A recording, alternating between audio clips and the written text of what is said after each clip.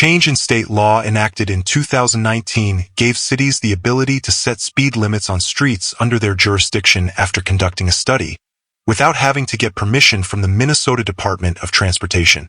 In the years that followed, Minneapolis, St. Paul, and several metro area suburbs took advantage and dropped speed limits from the statutory speed of 30 miles per hour to 25 miles per hour or even 20 miles per hour. But have they been effective in slowing down drivers?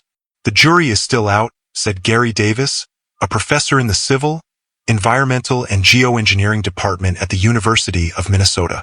If you change signs but don't do any other changes, what effect does that have on how fast a driver is going? Davis and researchers from the Hughes Center for Transportation Studies teamed up with St. Louis Park to carry out a before and after study. Both the city and the U looked at how fast motorists drove on residential streets before the West Metro suburb reduced speed limits in 2021, and after new signs went up. St. Louis Park also handed out more than 600 lawn signs that read, 20 is plenty, over a 2-year period and placed portable electronic speed boards throughout the city to augment efforts to educate drivers about lower speed limits.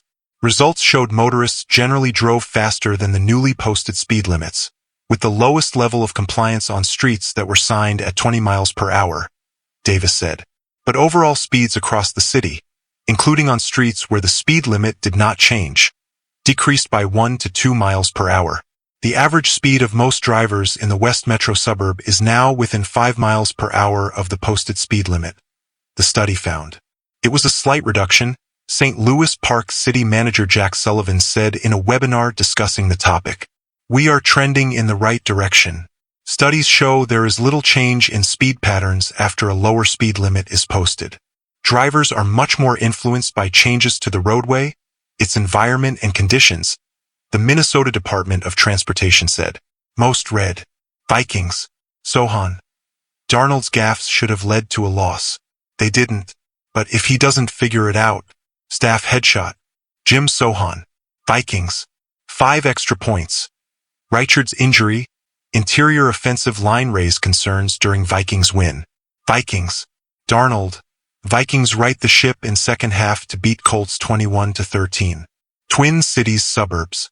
From the tops of Twin Cities area trees, forestry crews see clear signs of trouble.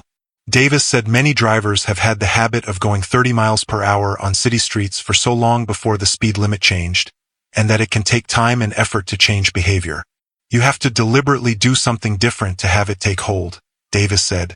It may be generations before a new batch of drivers who grew up with lower speeds is out there.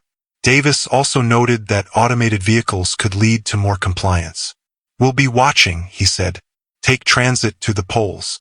Election Day is Tuesday, and some metro area transit agencies are giving free rides to the polls.